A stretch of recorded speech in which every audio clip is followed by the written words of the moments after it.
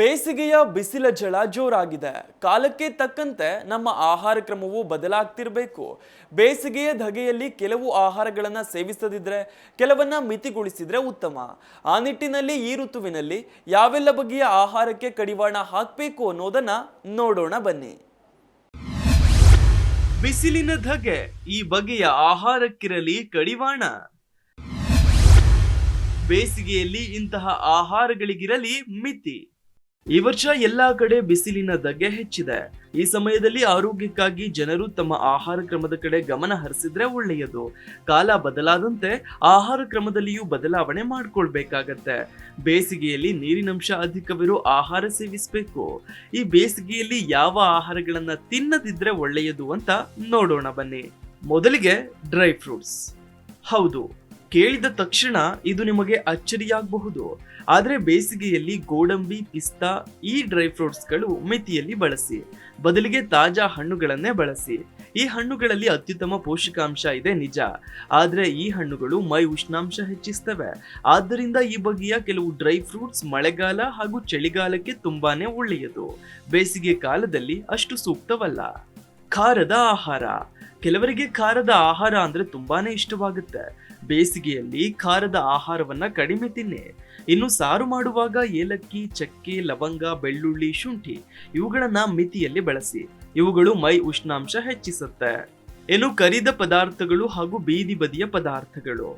ಬೇಸಿಗೆಯ ತಾಪ ಅಧಿಕವಿರುವಾಗ ನೀವು ಎಣ್ಣೆಯಲ್ಲಿ ಕರಿದ ಪದಾರ್ಥಗಳನ್ನ ತಿನ್ನಬೇಡಿ. ಇನ್ನು ಪಿಜ್ಜಾ, ಬರ್ಗರ್, ಕಬಾಬ್ ಇಂಥ ಆಹಾರ ಕೂಡ ಸೇವಿಸಬೇಡಿ. ಅಲ್ಲದೆ ಕೃತಕ ಸಿಹಿಯ ತಂಪು ಪಾನೀಯ ಕೂಡ ಸೇವಿಸಬೇಡಿ. ಇನ್ನು ಬೀದಿ ಬದಿಯ ಆಹಾರ ಸೇವನೆ ಮಾಡಬೇಡಿ. ಇನ್ನು ಕೆಲವು ಬಗೆಯ ಬ್ರೇಕ್ಫಾಸ್ಟ್ ಆಹಾರಗಳನ್ನ ಸೇವಿಸಬೇಡಿ. ಬೇಸಿಗೆಯಲ್ಲಿ ಇಡ್ಲಿ, ಪೂರಿ, ಚಪಾತಿ, ಉಪ್ಪಟ್ಟು ಈ ಬಗೆಯ ಆಹಾರಕ್ಕೆ ಮಿತಿ ಇರಲಿ. ಯಾಕಂದ್ರೆ ಇಂಥ ಆಹಾರ ಸೇವಿಸಿದಾಗ ತುಂಬಾನೇ ಬಾಯಾರಿಕೆ ಹಾಗೂ ಸುಸ್ತು ಅನಿಸೋದು. ಹಾಗಾಗಿ ಇಂಥ ಆಹಾರಕ್ಕೆ ಮಿತಿ ಇರಲಿ. ಇನ್ನು ಮದ್ಯ ಸೇವನೆ. ಬೇಸಿಗೆಯಲ್ಲಿ ಮದ್ಯಪಾನ ಮಾಡುವುದರಿಂದ ಮೈ ಉಷ್ಣಾಂಶ ಹೆಚ್ಚಾಗುತ್ತೆ. ಅಲ್ಲದೆ ಮದ್ಯ ಕುಡಿದು ಬಿಸಿಲಿನಲ್ಲಿ ನಡೆದ್ರೆ ಹೀಟ್ ಸ್ಟ್ರೋಕ್ ಆಗಬಹುದು. ಆದ್ದರಿಂದ ಬೇಸಿಗೆಯಲ್ಲಿ ಆಲ್ಕೋಹಾಲ್ ಸೇವನೆ ಮಾಡದಿದ್ರೆ ಒಳ್ಳೆಯದು. ಕಾಫಿ ಮಿತಿಯಲ್ಲಿ ಸೇವಿಸಿ. ಕಾಫಿಯನ್ನ ಈ ಬೇಸಿಗೆಯಲ್ಲಿ ಮಿತಿಯಲ್ಲಿ ಸೇವಿಸಿ. ಕಾಫಿ ಹೆಚ್ಚು ಸೇವಿಸಿದ್ರೆ ಕೆಫಿನ್ ಅಂಶ ಹೆಚ್ಚಾಗುತ್ತೆ. ಅಲ್ಲದೆ ಇದರಿಂದ ಮೈ ಉಷ್ಣಾಂಶ ಹೆಚ್ಚಾಗಬಹುದು. ಆದ್ದರಿಂದ ಈ ಬಗ್ಗೆ ಜಾಗೃತೆ. ಇನ್ನು ಮಾಂಸಾಹಾರ. ಬೇಸಿಗೆಯಲ್ಲಿ ಮಾಂಸಾಹಾರ ಅಷ್ಟು ಒಳ್ಳೆಯದಲ್ಲ. ಅದರಲ್ಲೂ ಚಿಕನ್ ಅಂತೂ ಮೈ ಉಷ್ಣಾಂಶ ಹೆಚ್ಚು ಮಾಡುತ್ತೆ. ಅಲ್ಲದೆ ಬೇಸಿಗೆಯಲ್ಲಿ ಮಾಂಸಾಹಾರ ಬೇಗನೆ ಹಾಳಾಗತ್ತೆ. ಇನ್ನು ಜೀರ್ಣಕ್ರಿಯೆಗೂ ಕೂಡ ತೊಂದರೆಯಾಗತ್ತೆ. ಹಾಗಾಗಿ ಮಾಂಸಾಹಾರ ಒಳ್ಳೆಯದಲ್ಲ. ಹಾಗಿದ್ರೆ ಬೇಸಿಗೆಯಲ್ಲಿ ಆಹಾರ ಕ್ರಮ ಹೇಗಿರಬೇಕು ಅಂತ ನಿಮಗೆ ಪ್ರಶ್ನೆ ಮೂಡಿರಬಹುದು. ನೀರಿನಂಶ ಇರೋ ಆಹಾರವನ್ನ ಈ ಸೀಸನ್ ಅಲ್ಲಿ ಹೆಚ್ಚಾಗಿ ಸೇವಿಸಿ. ಬೇಸಿಗೆಯಲ್ಲಿ ಎಳನೀರು, ಹಣ್ಣುಗಳು ಈ ರೀತಿಯ ನೀರಿನಂಶ ಅಧಿಕವಿರೋ ಆಹಾರ ಸೇವಿಸಿ. ಇನ್ನು ಬಾಯಾರಿಕೆ ಹೆಚ್ಚು ಮಾಡುವ ಆಹಾರ ಸೇವಿಸಬಾರದು. ಬದಲಿಗೆ ಗಂಜಿ ಸೇವಿಸುವುದು, ಖಾರ ಕಡಿಮೆ ಇರೋ ಆಹಾರ ಸೇವಿಸಿದ್ರೆ ತುಂಬಾ ಒಳ್ಳೆಯದು. ಇನ್ನು ಜಂಕ್ ಫುಡ್ ಇವುಗಳ ಬದಲಿಗೆ ಹಣ್ಣುಗಳ ಸೇವನೆ ಉತ್ತಮ. ಇನ್ನು ಫ್ರಿಡ್ಜ್ ನಲ್ಲಿಟ್ಟ ನೀರು ಕುಡಿಬೇಡಿ. ತುಂಬಾನೇ ಬಾಯಾರಿಕೆ ಉಂಟಾದಾಗ ನಾವು ಫ್ರಿಡ್ಜ್ ನಲ್ಲಿಟ್ಟ ಆಹಾರ ಸೇವನೆ ಮಾಡ್ತೇವೆ. ಆದ್ರೆ ಅದು ಆರೋಗ್ಯಕ್ಕೆ ಒಳ್ಳೆಯದಲ್ಲ. ಬದಲಿಗೆ ನೀವು ಮಣ್ಣಿನ ಮಡಿಕೆಯಲ್ಲಿ ನೀರು ಅಥವಾ ಮಜ್ಜಿಗೆ ಹಾಕಿಟ್ರೆ ಕುಡಿಯಲು ತುಂಬಾನೇ ತಂಪಾಗಿರುತ್ತೆ. ಆರೋಗ್ಯಕ್ಕೂ ಕೂಡ ಇದು ಒಳ್ಳೆಯದು.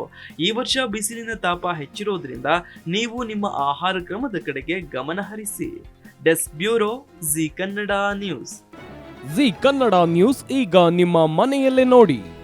ಎಲ್ಲ ಕೇಬಲ್ಗಳಲ್ಲಿ ಈಗ ಲಭ್ಯ.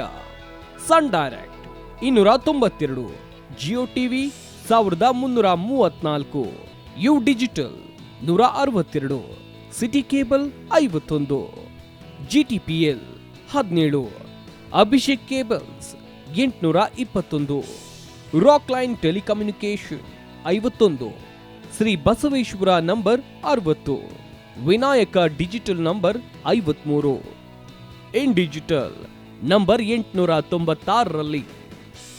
ನಿಮ್ಮಿಷ್ಟದ ಜಿ ಕನ್ನಡ ನ್ಯೂಸ್ ನೋಡಿ ಆನಂದಿಸಿ.